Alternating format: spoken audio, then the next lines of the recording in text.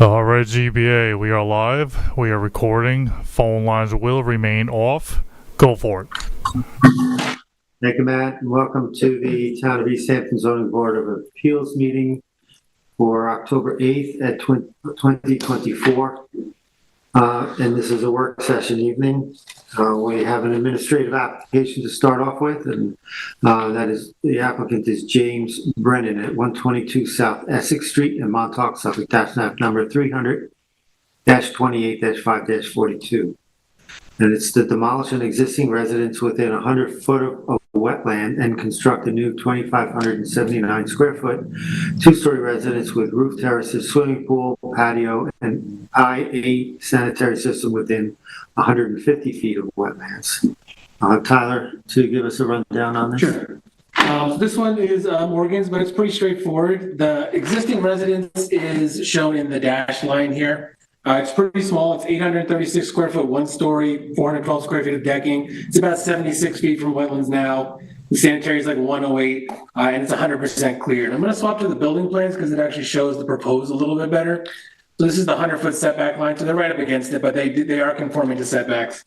They're proposing a 2,579 square foot, two-story residence, 100 feet from wetlands, a 515 square foot pool, 442 square foot patio, an IA sanitary system in a conforming location, and it's really the best location available on the property in that northwest corner. And they are also proposing to revegetate up to 50 feet from the edge of wetlands, which is what we had requested, and they were amenable to.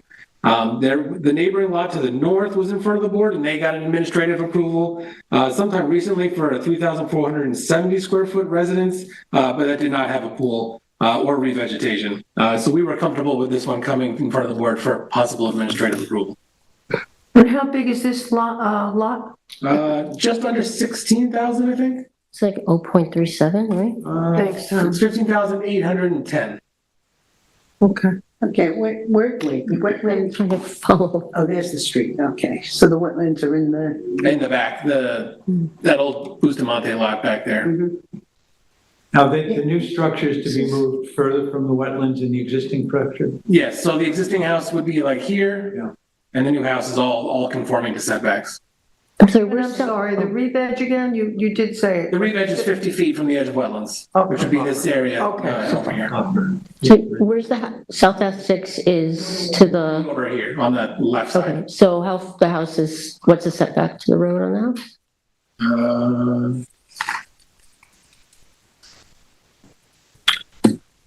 22 feet, 23 feet to whatever this is. It's like more like 30 to the house itself. Yep.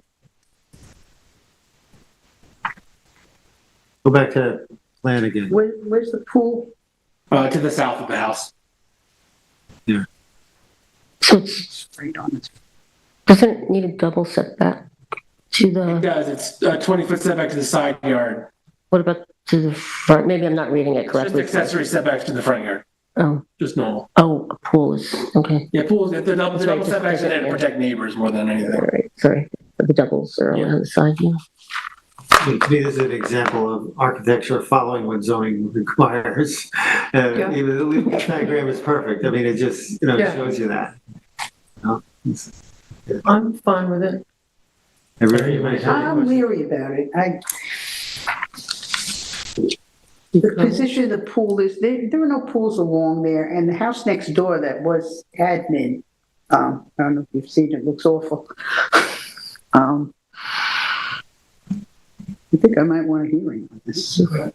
But right now, The way the pool's situated right off Essex, I mean, it may have a setback, but there are no others right there that are anywhere near the road like that. Well, the question would be, what are the environmental impacts? Right. And if you had a public hearing, what would you be asking for? Well, it needs an NRSP, right? Right. So, I mean, the NRSP standards, but it also has to be compatible with everything in 255-111. But at the same time, it's meeting the NRSP setbacks. It means dimensional setbacks. It's just a jurisdictional issue. Right.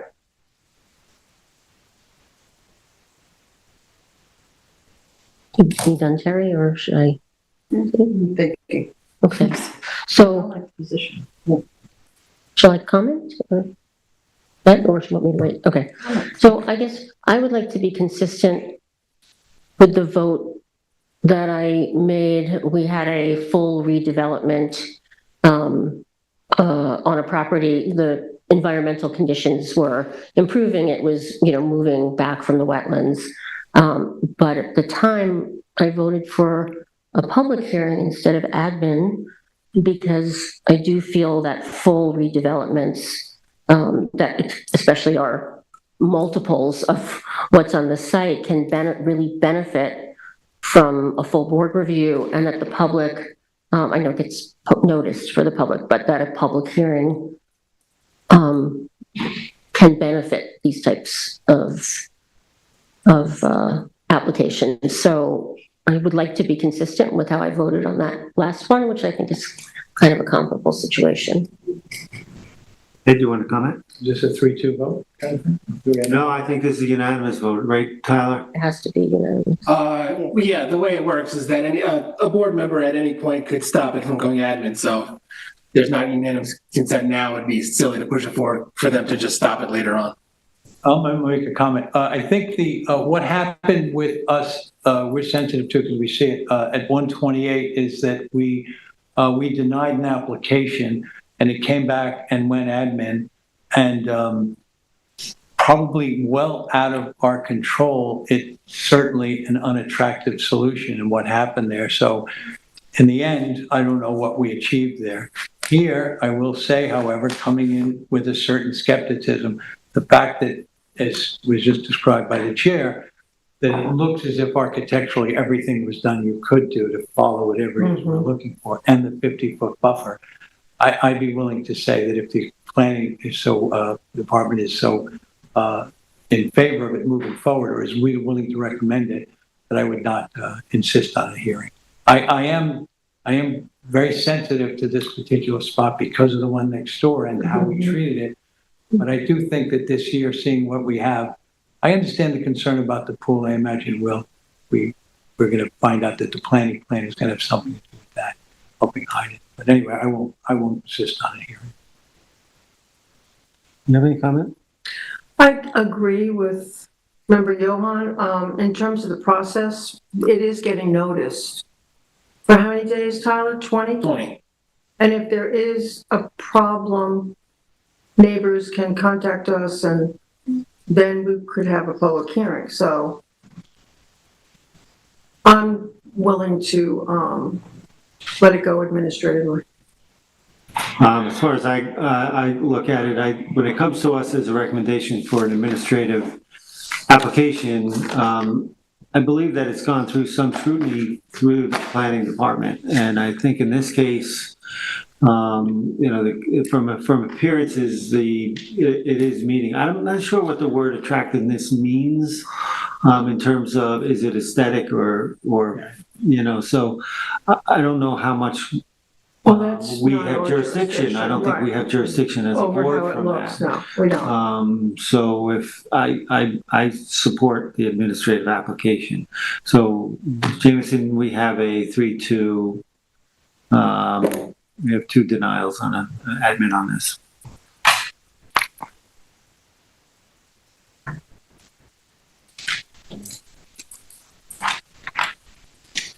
So we have a post-hearing decision, and that is Nora Franzetti at 25 Talkhouse Lane, Montauk, Suffolk, tax map number 300-13-2-18.1. Size and location is 53,725 square feet at 25 Talkhouse Lane, Montauk. The description is to subdivide a single parcel into 2 properties, one of which would be non-conforming to lot area and lot line setbacks. The relief sought is 2 variances are required for this application. One variance of 11,736.71 square feet is required from 255-1110 of the town code to allow lot 1 to have a lot area of 28,263.29 square feet, where 40,000 square feet is required. One variance of 0.8 feet is required from 255-1110 of the town code to allow the solar panels to be 9.2 feet from the side yard lot line, where lot 1, where a minimum setback of 10 foot is required, and any other relief necessary zoning district is B residence. Zone X flood zone, and the secret class is unlisted. However, I want to point out for the record that there was a secret, how do you want to say it, a determination by the planning board as lead agency on this. Is that properly Yes. stated? As the chair is indicating, and I just wanted it to be clear for the zoning board's record specifically, that this application also had to go to the planning board. They did declare themselves lead agency and made that formal, determination as an unlisted action. So for the So record, that's for the record. Yep, and then you guys can carry on. Okay, thank you. This was in member Johan's territory, so let's lead off. Thank you, Mr. Chairman. The board will remember that the hearing was just a couple of weeks ago on September 24th, 2024. The survey we were working from was from October 28th, 2021. We received it on January 20, 2022. It was from Jamie Walsh. The applicant was represented by Rick Whalen of Whalen Filer Attorneys. Along with the survey, we also received as part of the hearing package a map supplied by Rick Whalen that highlighted surrounding parcels in the Franzetti neighborhood that included B-zone lots largely to the west, and A-zone lots primarily to the east and north. Additionally, we received a document from Richard Grubb and Associates dated July 7, 2023, that described two archaeological investigations that took place on the Franzetti parcel, concentrating on Lot 1, a lot that is being considered to be created by the new subdivision. The first survey being conducted in February of 2018 and the second in June of 2023. We also received a series of letters of support from neighbors and community members that numbered well over 100 signatures. I sort of gave up at about 120 when I was trying to get a good count on that. Of 100 signatures. It was clear from these signed documents that the applicant had a respected reputation within the community. As stated, this application requires two variances, one an area variance and the other the sideline setback variance. There were several issues that we were asked to consider with this application. First, the Franzetti property directly abuts the Montauk Native American burial ground, which triggered the need for a phased IB archaeological survey to ensure that the burial ground did not extend out beyond the now delineated margins of the existing fence in the area and onto the parcel that this application seeks to establish, which is referred to as Lot 1. Richard Grubb's detailed and inclusive document concluded that the results of the two recent archaeological surveys of the area have found no evidence that burials have taken place on the Franzetti property. Those investigations appear to have satisfied the concerns of the town of East Hampton and also the archaeologists and members of the Montauk Nation that took part in the surveys of the property.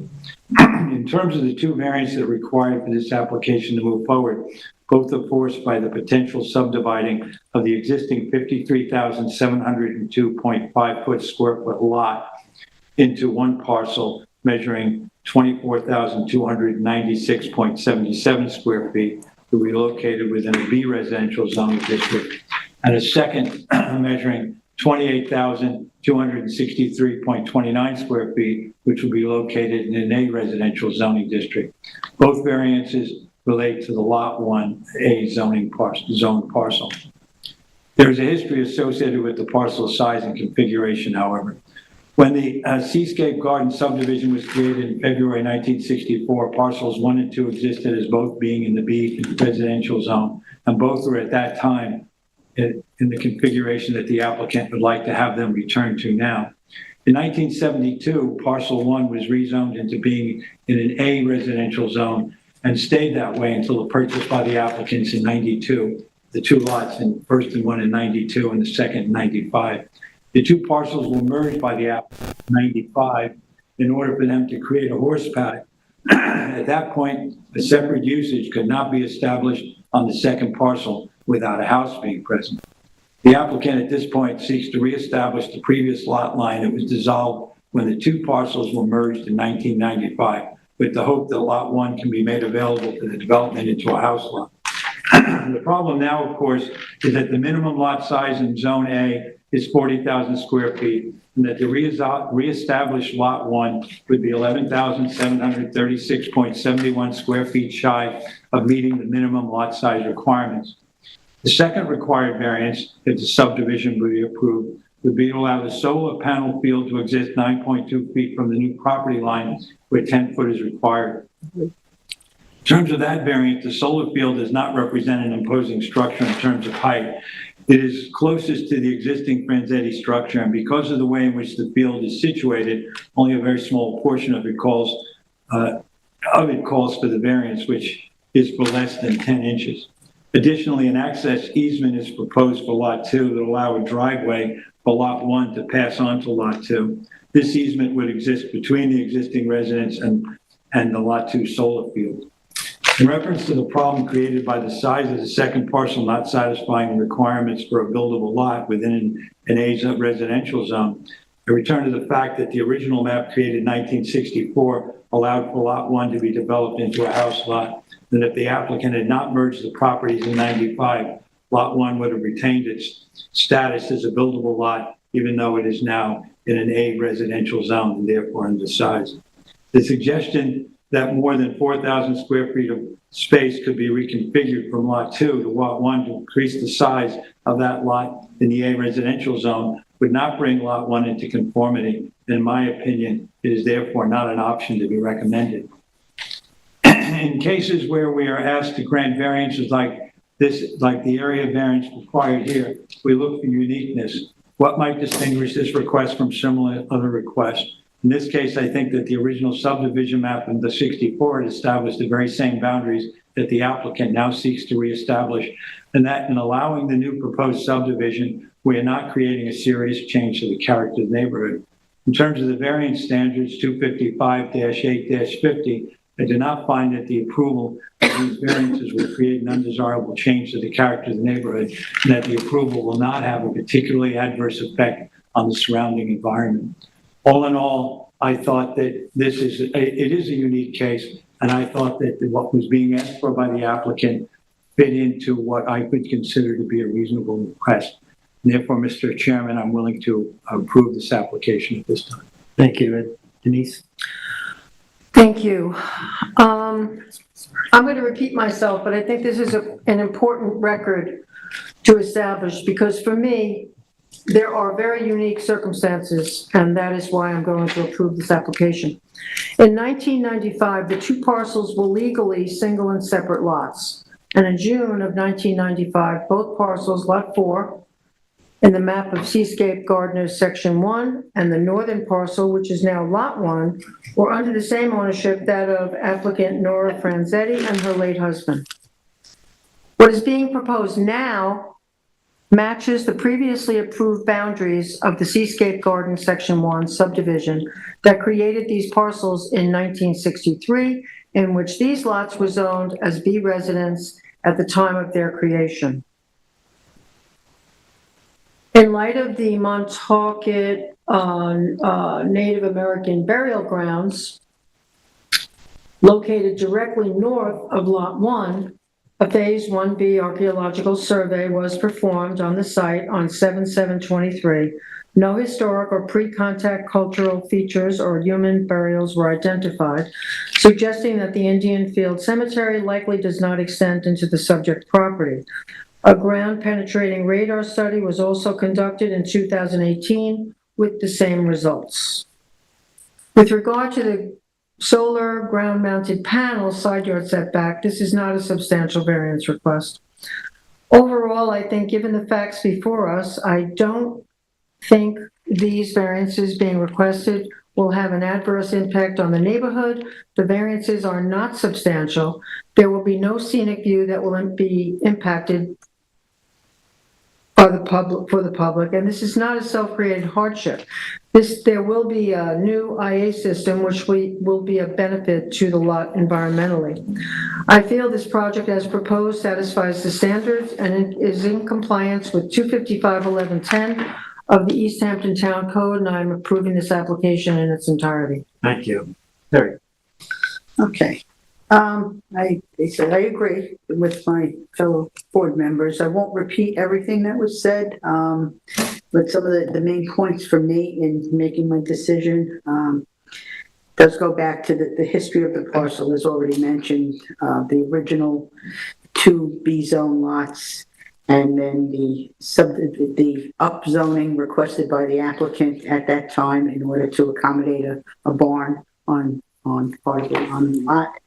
And then subsequent to that, the rezoning of the lot to make it A1. So I agree that this is really not a self-created hardship. I do think in looking at the variance standards that it does not cause an undesirable change in the character of the neighborhood. Part of my decision on that is because of the GIS viewer document that Rick Whalen had sent in. I was concerned at first about the layout, but actually I think the layout is what convinced me that I was concerned if other lots in the A zone that are larger and to the north and east of this property, if there might be similar situations in that. But I think that the Franzetti situation is unique in that it did do the upzoning and now is requesting split back. Also, the way the neighborhood was defined by Mr. Whalen, it looks like the lot 1 and lot 2 do fit more appropriately into that B zone section as is noted in that diagram, the GIS viewer, and very clearly delineates that the A zone on the north and east should be not in the same situation as this lot and this circumstance. And I guess the Indian Hill Cemetery is kind of the dividing line between the two for me. And yes, it was already mentioned, they got the architectural surveys. This will be creating other nonconformities, but I know there was, in the TAM, it was quoted that the lot size or the minimum lot size variance for lot 2 would still be nonconforming, not by a huge amount, but that there is a footnote in the town code for the dimensional regulations that it can be, 100 feet can be permitted as long as the lot was within the B residence zoning prior to 1984, which it originally was. So I too am going to approve this application. Thank you. Jane? Yes, thank you. I am in agreement with my 3 fellow board members, and so far as these and therefore I believe these variances can be granted. I also want to note overall, I think as Vice Chair Savory said, it's important to state to the record that I see various elements of this application to be quite unique, particularly the split zoning, the fact the lots were once separate, the fact that there was upzoning where now lot 1 will be, and so to the record, right, I don't think that this approval can be construed as setting a broader precedent across the area or the town. I'm going to run quickly through how my review of the application aligns with the variances in 255-850D. 1A, does the benefit to the applicant from the grant outweigh detriment to general health, safety, and welfare? My answer is yes. With respect to 2, with respect to 3A, whether the grant will cause undesirable change in the character of the neighborhood or will create detriment to nearby properties. In terms of the impact of granting a 29% variance to allow a substandard lot to be carved out, again, in the minor subdivision, I do not find that in and of itself the variance for the subdivision creates an undesirable change to the neighborhood, or that in and of itself does it create detriment to nearby properties. In particular, I cite, and Member Berger just went through this, so I won't repeat it, that there is a split zone situation and a number of smaller lots also, or similar sized lots border these 2 lots in question. And the applicant has indicated to this board its intention that the new house facilitated by the granting of the variance will be modest in scale and therefore not create undesirable change in the neighborhood. But I do just want to note, given that the variance runs with the land, and that could mean other circumstances in the future with other owners or intentions, the variance could at some point facilitate additional development of a type or scale that could create detriment to the nearby property, in particular the Indian burial ground. The narrative doc entered into the public makes this following assertion, quote, "There are no scenic views or view sheds to which the public has access, which would be impacted by home construction proposed on lot 1. Now, respectfully, I would disagree with that assertion because lot 1 and 2 abut the Indian burial ground, and that parcel itself, and with what's around it, is a very important place and view of scenic and historical value to the public. This is not changing my view on the application, but I just did want to note that during the hearing, I did ask the agent if there are any mitigation, like a CNR, had been considered. The applicant indicated they had not and do not wish to consider it. I don't have a nexus to impose that, but for what it's worth, I just want to say I look forward to the Franzettis, whose current development is very compatible with the burial ground preservation, and I hope they will consider fully the relationship of their property to the cemetery in the future while meeting their needs for the family. And then B, this is 3B, the benefit sought by the applicant can be achieved by some method. During the hearing, member Berger raised a question if perhaps they could go for a zoning change.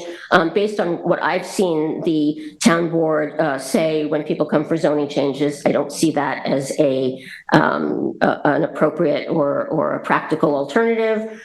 C, is the requested variance substantial? I think this board usually thinks 20 to 25% is not substantial, but at 29, that doesn't get me anywhere to tip, in my view, or the balance of the standards. And is the difficulty causing the applicant self-created? I just don't see this as self-created. I don't think when they put the lots together, it was appropriate to do. And I don't think they could have foreseen one day, beautiful family, that they want to, provide home near them. So all in, applicant meets the standards. And then I'm not going to run through the standards for the 0.8 foot lot line variances for the solar, but I do want to go on the record that I believe it meets all the standards, and I'm approving that as well. Thank you. I agree with my board members. I don't have a lot to add. I do think that the importance to this application is to create the uniqueness of the property. I think it was created. I think also the creation of subdividing for affordable housing for family is also sets aside the uniqueness of this application, as evidenced by the petition that we had of community members. And to have that support is quite unique, and you don't see that often as well. So I too will approve this application. But this is not designated as affordable. No, But still, there was a representation that they're doing it. Yeah, I understand that. Yeah, I agree. All right, thank you. And one other thing, Co-Chair, did you say it's an IA system? I don't see an IA On the new system. lot. On the new lot. On the new No, lot. we have We no don't have a- application for the new lot. yeah, we don't have. Right, but there will. There will be one, yeah, which will be a benefit. Mr. Chair, can I ask one question though about, it's not an application for a house, but a condition. So I think the Franzettis did an amazing job early on the archaeological issues, but the experts document does say, quote, "It is also possible burials associated with Indian fields are present with the project area." So is there any condition that needs to be talked about how, if anything is found during the greater excavation, they are to proceed? Is that anything that? I'm not sure if that falls within, I think, here's how I would look at it. I think that the applicant did their due diligence in their case by pursuing it. It was, they did it, they undertook it, and I think the diligence is done. I don't know if we have jurisdiction to condition that. I honestly don't know. It's kind of new for me, so I don't know that answer. But I wouldn't be looking to do that. I think the planning board might have that jurisdiction because there is a new state law about how to proceed. But okay, I just wanted to raise it to see. I think in terms of our situation, we're within our jurisdiction and Yeah. we're approving the application. Right. Yep. Yep. All right. Thank you. Council, we good? Good, thank you. Thank you. Thank you.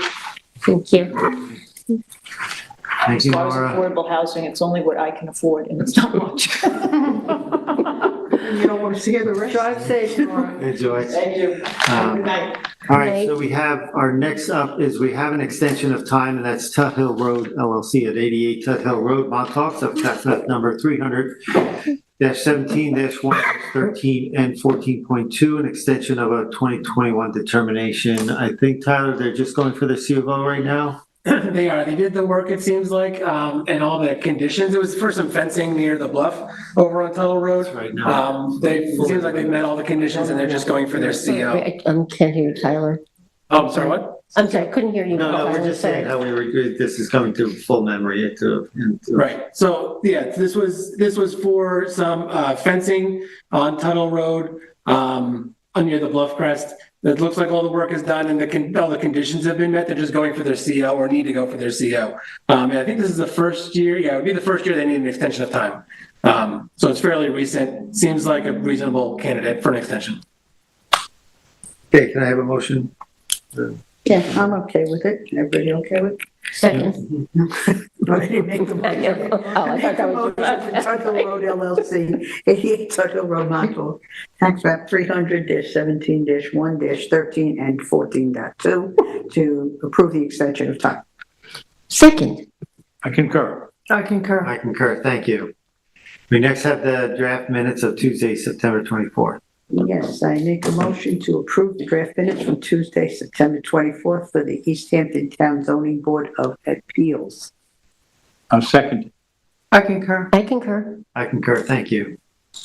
We have one resolution this evening, and that is the Marham Hotel, 21 Ocean View Terrace, Montauk, Suffolk, tax map number 300-49-6-26. And this was, we'll go for it. Well, I think we all remember this one, 6 cabanas that sounded huge, but turned out it was incorrectly noticed. But anyway, this was a unanimous, no, it was not a No, unanimous James, no. approval. This was an approval, but Right, most of the dissented, yeah. board, Member Mearing dissented.